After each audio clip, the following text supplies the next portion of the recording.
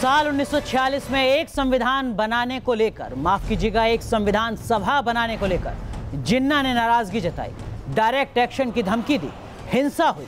जिन्ना के 2 राष्ट्र के फरमान के चलते ही देश का 2 हिस्सों में बंटवारा हुआ और इसी के साथ शुरू हुआ कश्मीर को लेकर विवाद, जो आज 70 साल बाद लगातार जारी है। विवाद को सुलझाने के लिए भारत ने ढेरों कदम उठाए।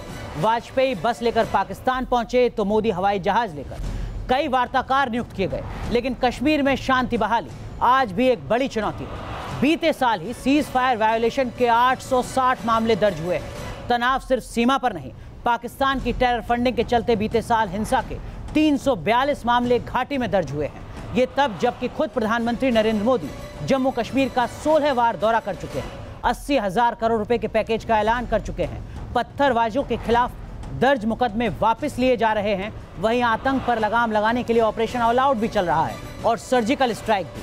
पिछली सरकारों ने भी कश्मीर को लेकर ढेरों कदम उठाए, लेकिन हालात सुधर नहीं सके। इस बीच कहीं अंतर भी नजर आता है, खासकर सोच के स्तर पर। मोदी सरकार के मुताबिक आतंक पर लगाम लगाने से पहले पाकिस्तान से बातचीत नहीं होगी। वहीं महबूबा मुफ्ती पाकिस्तान से बातचीत की पैरवी करती है। एनकाउंटर में मारे गए आतंकियों के मददगारों को राज्य सरकार निर्दोष नागरिक बताती है, तो सेना के अफसर के खिलाफ ही राज्य सरकार FIR दर्ज करवा देती है। ऐसे में कश्मीर मुद्दे का समाधान क्या है, कैसे घाटी में अमन बहाली हो सकेगी, यही सब कुछ समझने की कोशिश आज इंडिया बोले।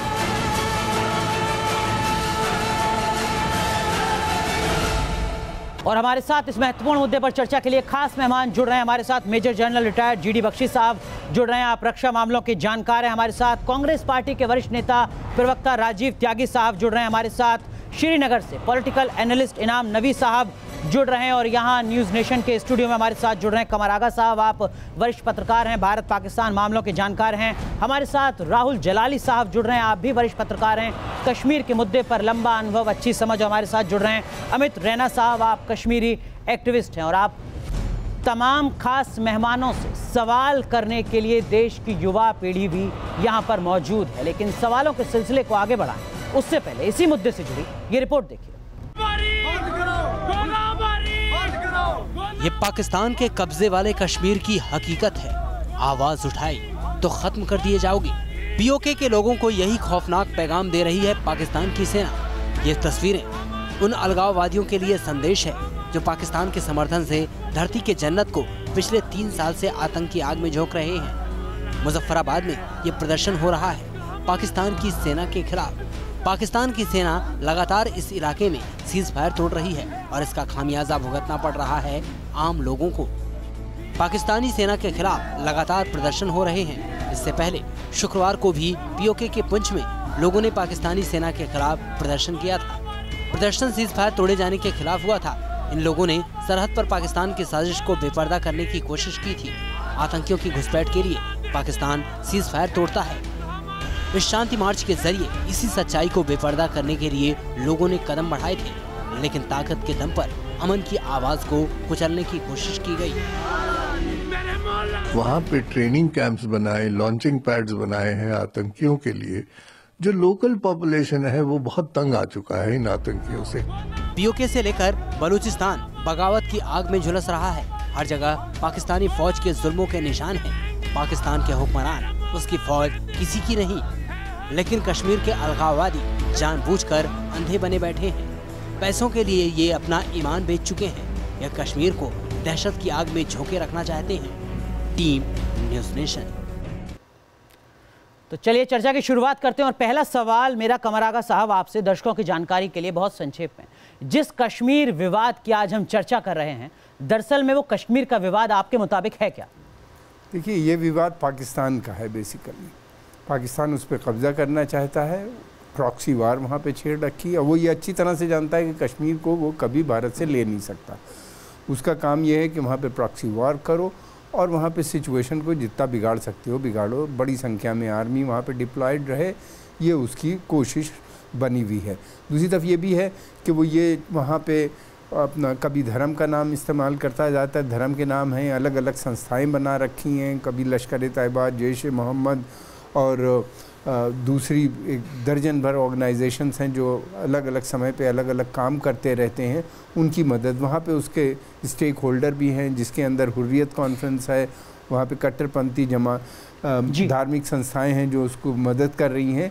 उसके कारण ये सिचुएशन बिगड़ी हुई है। वैली से ज़्यादा प्रॉब्लम पाकिस्तान के। चलिए, तो आप करें कि ये पाकिस्तान की नापाक कोशिश है जिसके चलते कश्मीर का विवाद लगातार बीते 70 साल से नजर आ रहा है।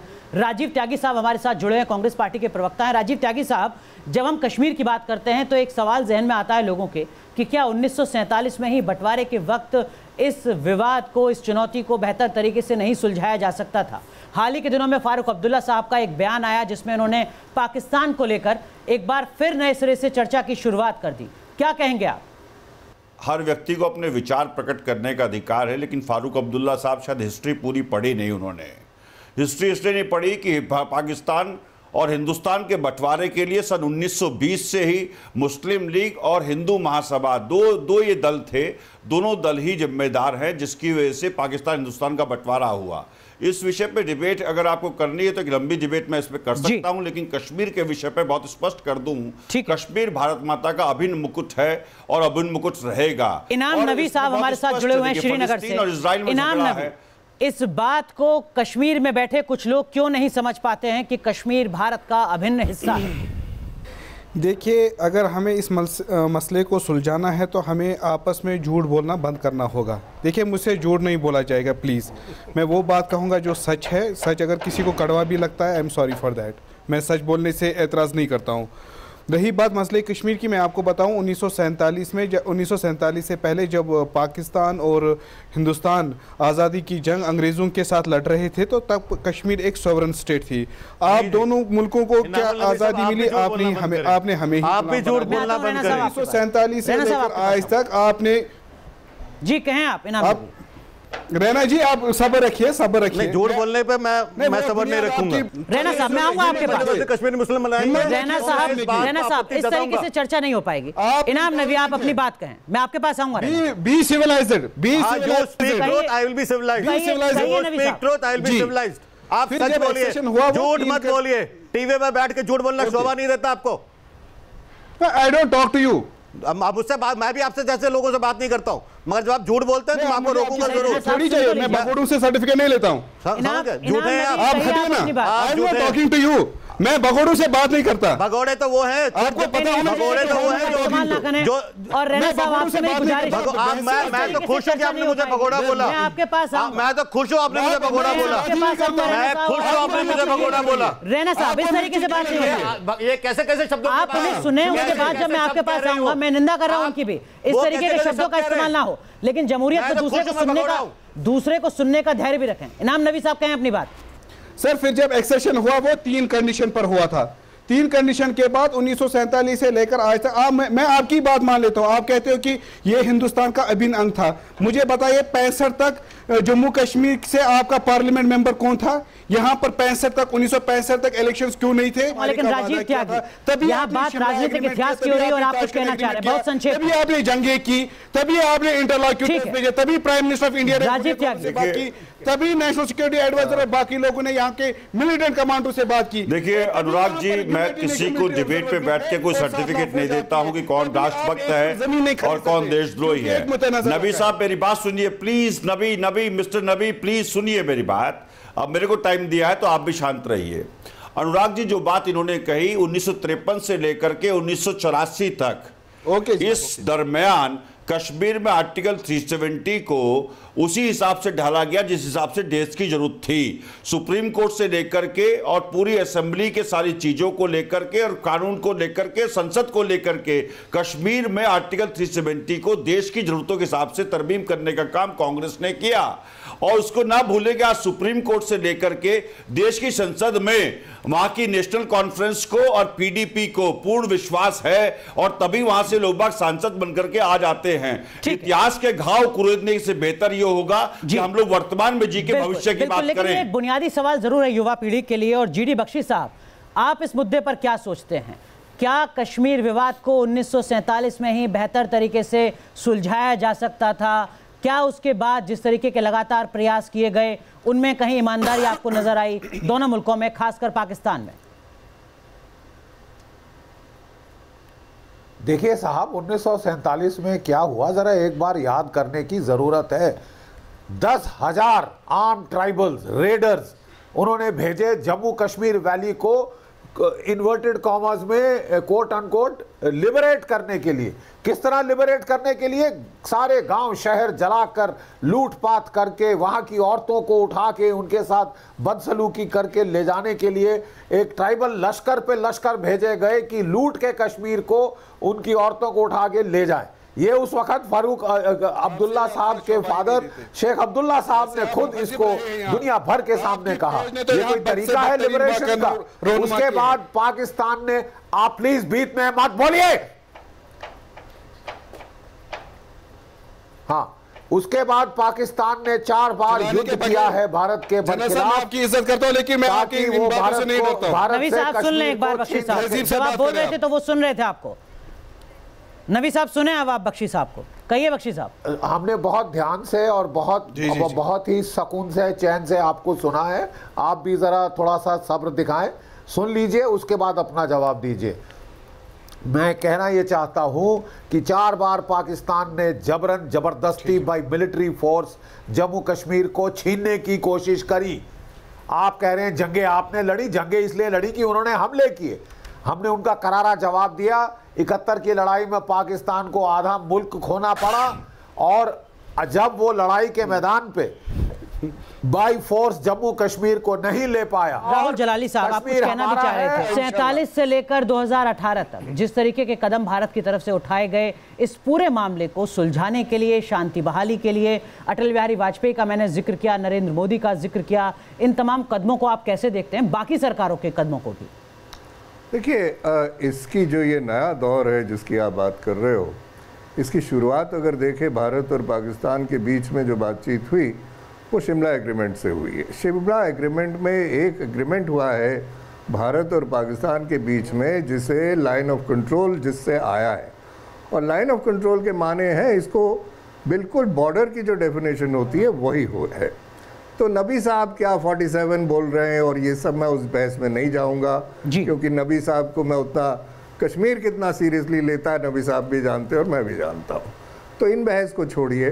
पर मैं इतना याद दिला दूं कि 47 के बाद कॉन्स्टिट्यूंट असेंबली की इलेक्शन हुई थी, 2 कॉन्स्टिट्यूंट असेंबली बने थे, और ये रिकॉर्ड है कि 4 जम्मू कश्मीर के लेजिस्लेटर्स इलेक्ट हुए जो दुनिया में, उनका नाम Guinness book of world records में है, क्योंकि वो 2 कॉन्स्टिट्यूंट असेंबली के एक ही दौरान मेंबर थे, भारत के और जम्मू कश्मीर के।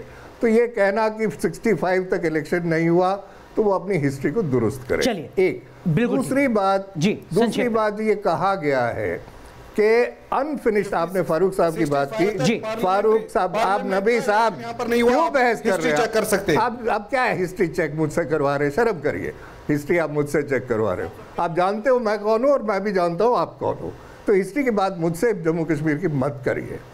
दूसरी बात जो फारूक अब्दुल्ला ने कहा है, डॉक्टर अब्दुल्ला ने, अभी जिस बयान का आप कह रहे थे, फारूक साहब भूल गए उनके वालिद ने क्या कहा था। शेख अब्दुल्ला ने 45 में मोहम्मद अली जिन्ना को कश्मीर की सरहद से बाहर फेंका था और रिजेक्ट किया था 2 नेशन थियरी को। अमित रैना साहब, आप कुछ कहना भी चाह रहे थे नाम नबी की बातों को, और मैं आपसे ये भी जानना चाहूंगा, कश्मीर के मुद्दे को सुलझाने के लिए भारत सरकार की तरफ से 70 सालों में जो कदम उठाए गए हैं, उन कदमों को आप कैसे देखते हैं? ईमानदार कोशिश, और क्या आपको लगता है कि जो बात शुरुआत में कमर आगा साहब ने कही, सब कुछ किया धरा पाकिस्तान का है, पाकिस्तान की नापाक हरकत जिसके चलते कश्मीर में शांति बहाली नहीं हो पा रही, आप इत्तेफाक रखते हैं? देखिए, पहले तो मैं आपसे विनती करूंगा कि कश्मीर को विवाद ना कहें, क्योंकि हमारे लिए तो कोई विवाद है नहीं है। विवाद अगर है तो पाकिस्तान के लिए होगा, नबी साहब के लिए होगा, पर भारतवर्ष के लिए और भारतीयों के लिए तो कोई विवाद है नहीं। शर्म कर लीजिए। जहां तक की बात है, मेरे सवाल कहीं बीच में अटक गया है। भारत के कदमों को आप कैसे आंकते हैं बीते 70 साल? इस बहस से थोड़ा हटिए रहना साहब, इस बहस से हटिए, इसका जवाब आपने दे दिया।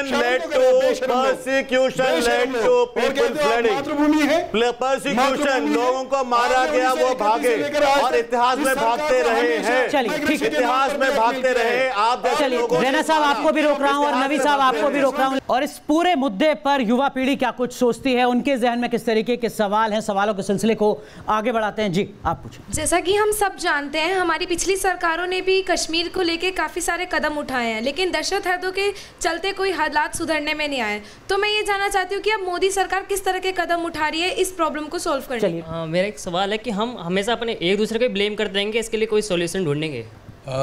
देखा गया कि दोनों देशों के पीएम ने एक साथ बात की है और अलग अलग नतीजे निकाले हैं, पर अभी तक उन पे निर्णय क्यों नहीं लिया जा रहा, उन पे एक्शन क्यों नहीं लिया जा रहा? सवालों का जवाब तलाशने की कोशिश करते हैं। और सबसे पहले कमर आगा साहब आपसे जानने की कोशिश करूंगा, जो यहाँ पर कहा जा रहा है कि देखिए साहब, प्रयास तो लगातार किए जाते रहे हैं पिछले 70 साल से, मौजूदा सरकार भी कर रही है, नरेंद्र मोदी 16 बार जम्मू कश्मीर का दौरा कर चुके हैं। क्या ये पूरा मामला सुलझ सकेगा? क्या घाटी में शांति की बहाली हो सकेगी? मौजूदा दौर में क्या आपको उम्मीद है?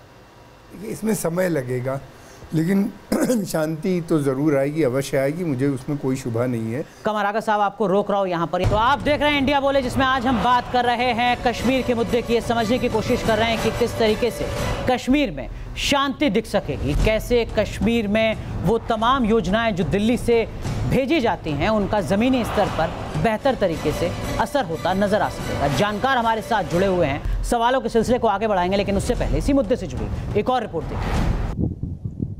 पाकिस्तान की बुज़दिल फौज, सरहद पर कायराना हरकत, पाकिस्तान का मोर्टार हमला और खत्म हो गया एक पूरा खानदान। पुंछ में पाकिस्तानी सेना की गोलीबारी में एक ही परिवार के 5 लोगों की मौत हो गई। पाकिस्तानी सेना की कायराना हरकत की चौतरफा निंदा हो रही है। गोलाबारी बंद होना चाहिए ताकि हमारे लोग जो हैं बाइज्जत तरीके से, क्योंकि बॉर्डर के लोग बॉर्डर के रखवाले होते हैं, अपने बॉर्डर्स पे ये लोग रह सके, अपनी अच्छी जिंदगी बसर कर सके, हमारे बच्चे स्कूल जा सके। जम्मू कश्मीर में पाकिस्तान इस साल अब तक 633 बार युद्ध विराम उल्लंघन कर चुका है। साल 2017 में पाकिस्तान ने 971 बार सीज फायर तोड़ा था।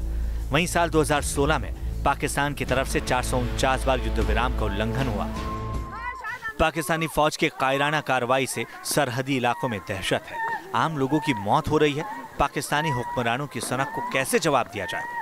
क्या किया जाए कि पाकिस्तान की बंदूकें हमेशा हमेशा के लिए शांत हो जाए? हर हिंदुस्तानी अब यही सवाल पूछ रहा है। Team news nation. और हमारे साथ इस मुद्दे पर बात करने के लिए भारतीय जनता पार्टी के वरिष्ठ नेता और प्रवक्ता तरुण चुग साहब भी जुड़ चुके हैं। तरुण चुग साहब, 2015 के मुकाबले 2017 के जो आंकड़े हैं घाटी से जुड़े, कश्मीर से जुड़े, सीज फायर वायोलेशन से जुड़े, वो निराश करने वाले हैं, क्या कहेंगे आप? ऐसा है कि जो योजना 2014 से लेकर आज तक भारत की सरकार ने नरेंद्र मोदी जी के नेतृत्व में बनाई है, उस योजना के अंतर्गत हमने कुछ पैमाने तय किए हैं जिससे आतंकवाद पर पूरी तरह प्रेशर बना है। लगभग 200 से ज़्यादा बड़े टेररिस्ट पिछले 1 वर्ष में ही मारे गए। राजीव त्यागी, तरुण चुग साहब कह रहे हैं कि आर पार की लड़ाई है कश्मीर में आतंकवाद के खिलाफ, लिहाजा इस तरीके के आंकड़ों में इजाफा हो रहा है। आप इत्तेफाक रखते हैं? अब सीज फायर वायोलेशन की बात करें अनुराग जी, तो पिछले 44 महीनों में 204 मेजर टेरर इंसिडेंट हुए हैं कश्मीर में। 278 जवान शहीद हो गए हैं कश्मीर में, 135 सिविलियन शहीद हो चुके हैं और 2474 बार सीमाओं का अतिक्रमण सीज फायर वायोलेशन करके पाकिस्तान कर चुका है। तो मेरे मित्र भाषणबाजी और जुमलेबाजी से बाहर निकल के ये बता दें कि जो एफआईआर आपने सेना के जवानों पे कराई है, जो आपने एफआईआर वापस लिए पत्थरबाजों से, उस पे आपका क्या कहना है? बोलिए तरुण चुग साहब। ऐसा है कि जो मेरे मित्र बता रहे हैं इनके आंकड़ों में गलती है।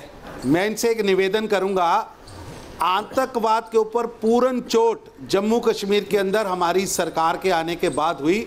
हमने इनकी सरकार की तरह कोई पीस टॉक्स के लिए, आतंकवादियों के बातचीत करने के लिए यहाँ से शिष्टमंडल नहीं भेजे। मैं आऊंगा त्यागी जी आपके पास, लेकिन जीडी बख्शी साहब, जो बात यहाँ दिल्ली में बैठकर भारतीय जनता पार्टी कह रही है, वो बात जम्मू कश्मीर में राज्य सरकार नहीं कह रही है। जम्मू कश्मीर की राज्य सरकार कह रही है कि पाकिस्तान से आप बातचीत कीजिए, आतंकवाद खत्म होता रहेगा बाद में। जम्मू कश्मीर की सरकार सैनिकों के खिलाफ एफआईआर दर्ज कर रही है, सेना के एनकाउंटर पर सवाल खड़ा कर रही है, और भारतीय जनता पार्टी राज्य सरकार में साथ मौजूद है। जीडी बख्शी साहब, इस विरोधाभास को कैसे आप देखेंगे? क्या इससे सैनिकों का मनोबल नहीं गिरता? देखिए साहब, ये बिल्कुल गिरता है। ये विरोधाभास हमें ख़त्म करना होगा।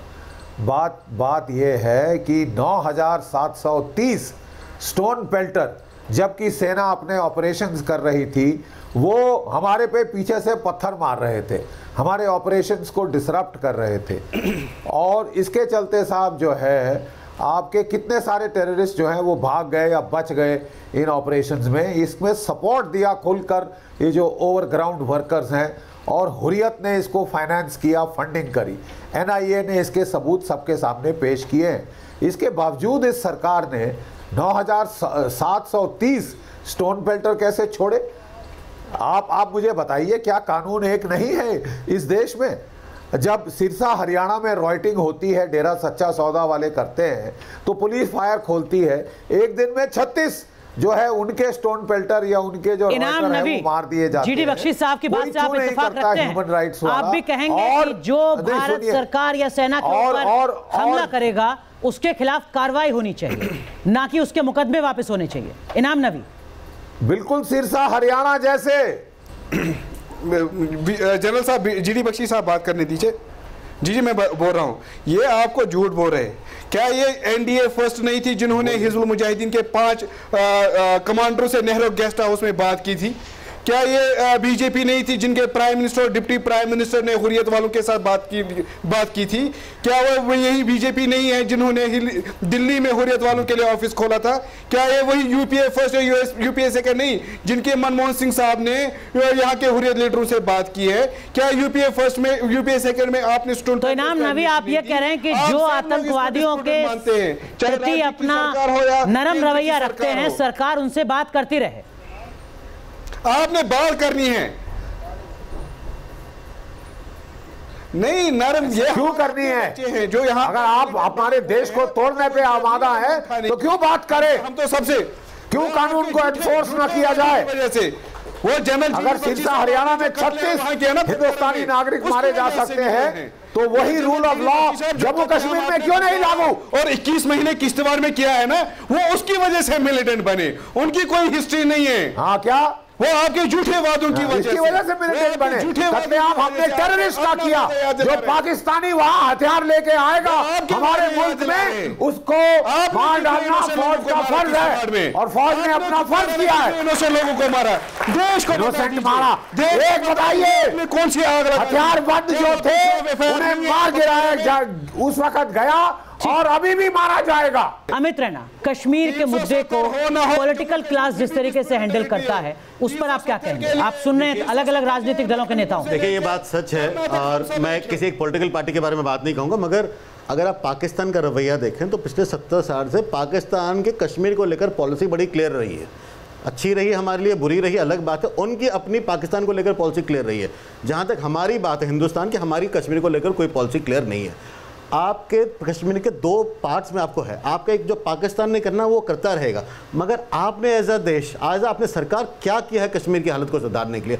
अगर आपको कश्मीर को सुधारना है तो आपको कुछ कदम लेने हैं, और ठोस कदम। कैसे कदम? 370 हटाइए, 35A हटाइए। और राहुल जलाली, क्या यही अफसोसजनक बात है पॉलिटिकल क्लास की, खासकर जम्मू कश्मीर का एहसास? इस तरीके की बयानबाजी। हमने आपकी मुसीबतें देखी है 70 वर्षों से, आपने 1200 बच्चों को यहाँ पर इमाम साहब जरा मैं मुसीबतें देखिए। मैं जानता हूं टेरर फंडिंग के बाद बयानबाजी बंद कीजिए। इनाम नबी साहब, पाकिस्तान की टेरर फंडिंग के बाद इस तरीके की बयानबाजी को बंद कीजिए।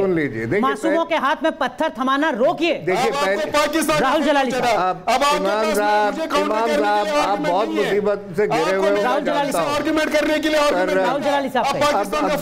अब देखिए, जरा चुप रहिए इमाम साहब, आप मुसीबत में घिरे हो, मैं जानता हूं कितने मुसीबत में हो कश्मीर में, पर मैं कुछ बातें कहूंगा। पहली बात कि जैसे अमित ने अभी कहा है, हमारी तरफ से कोई पॉलिसी है नहीं कश्मीर की तरफ। अब आप देखिए BJP का, आपने 370 की बात की, आपको मालूम है अभी पिछले हफ्ते जो BJP का हिस्सा सरकार में है, उन्होंने फॉरेस्ट एक्ट जो सेंट्रल एक्ट है, ये इनकार कर दिया कि जम्मू कश्मीर में ये लागू नहीं होगा, क्योंकि ये 370 के खिलाफ जाता है। ये आज वही BJP जो एक ज़माने में अपनी पॉलिटिक्स कर रही थी 370 के को हटाने की आज उन्हें डिफेंड कर रही। एक तरफ केंद्रीय सरकार, अभी आपने सुना सबको कि हम वो बीजेपी के जो तरुण चुग जी हैं कि हम आतंक का खात्मा करेंगे। ठीक है, करिए, पर आपने साथ में इंटरलोक्यूटर भी रखा हुआ है जो बातचीत कर रहा है, दिनेश्वर शर्मा। मैं उसके खिलाफ नहीं हूँ, क्योंकि कश्मीर में जो ये पॉलिसी है कि एक तरफ आप आतंक से लड़िए, उसे खत्म करिए, और बातचीत जो बातचीत करना चाहता है उससे बातचीत करिए। दोनों रास्तों पर चलना होगा। बिल्कुल। और जीडी बख्शी साहब आप कुछ कहना चाह रहे हैं, तो इसीलिए तरुण जी अपनी पॉलिसी को जीडी बख्शी साहब आप कुछ कहना चाह रहे हैं, चलाए। हाँ जी, कहिए। देखिए, हाँ जी, देखिए प्लीज, अगर आप वाकई ही इस प्रॉब्लम को जड़ से सुलझाना चाहते हैं तो इस प्रॉब्लम की जड़ है पाकिस्तान की फौज। आपको पाकिस्तान की फौज से उस भाषा में बात करनी होगी जो भाषा वो समझती है, और वो भाषा है ताकत की। हमारी जब भी सेना ताकत लगाने की शुरुआत करती है, यहाँ से पीस टॉक का बवाल शुरू हो जाता है। इस मुद्दे पर युवा पीढ़ी के जहन में जो सवाल हैं, कुछ और सवालों को आगे लेते हैं और समझने की कोशिश करते हैं कि वो कैसे इस पूरे मुद्दे को देखते हैं। जी सर, मेरा सवाल जो इनसे बीजेपी के प्रवक्ता से है कि आप जो है कांग्रेस पे बेशक कुछ भी इल्जाम लगा रहे हो, लेकिन जब पठानकोट हमला हुआ था तब आईएसआई यहाँ पर क्या कर रही थी? आपने बाहर के लोग बुलाए। और मैं इमामुल नवीन से कहना चाह रहा हूँ, आपको जो ज़्यादा हमदर्दी हो रही है अगर पाकिस्तान से, तो एक बार बलूचिस्तान की हालत देख लीजिए, उसके बाद में कुछ बात करिए। चलिए, आप कुछ कहना चाहें। अरे वो पाकिस्तान अधिकृत कश्मीर की हालत देख ले तो मेरा सवाल कांग्रेस और बीजेपी दोनों के प्रवक्ताओं से है, क्या हम कुछ देर के लिए राजनीतिक मुद्दों को भुला के केवल कश्मीर पे ध्यान केंद्रित कर सकते हैं? क्या ईमानदारी दिखा सकते हैं कश्मीर के मुद्दे पर? दो सवाल, लेकिन इन सब के बीच में जो बात नवी साहब यहाँ पर एक दर्शक ने कही वो ये कि जब आप कश्मीर का जिक्र करते हैं तो बलूचिस्तान के क्या हालात हैं, सिंध के क्या हालात हैं, और राहुल जलाली साहब ने जोड़ा पाक अधिकृत कश्मीर के क्या हालात हैं। आज़ादी की मांग वहाँ पर की जा रही है। किस तरीके से आप उन तस्वीरों को भुलाकर कश्मीर की एक गलत तस्वीर पेश करने की कोशिश करते हैं? नवी साहब, ज़रा देखिए तो पाकिस्तान के हालात कैसे हैं। मैं क्यों बलूचिस्तान की बात करूं? मैं तो जम्मू कश्मीर का बाशिंदा हूं, मैं जम्मू कश्मीर की बात करूंगा, चाहे वो खूनी लकीर के इस साइड कर रहा हो, वहाँ जो गोलियां चल रही है तो बात वहाँ पे कम से कम उनका अपना आजाद कश्मीर में अपना चीफ इलेक्शन कमीशन है। अरे वहाँ का वो चपरासी में ये पॉइंट पकड़ा। चलिए, हम उम्मीद कर रहे थे कि आप ईमानदार जवाब देंगे, को आपने अंदर किया। हम ये लगातार उम्मीद करते रहे कि आप ईमानदार जवाब देंगे, लेकिन तरुण चुग साहब, एक दर्शक ने सवाल सीधा आपसे भी पूछा कि एक तरफ आप कह रहे हैं कि पाकिस्तान से बातचीत नहीं होगी, लेकिन पठानकोट पर हमला होता है, तो सवाल ये कि आईएसआई के लोग यहाँ क्या कर रहे थे? ईमानदारी से जवाब दीजिएगा।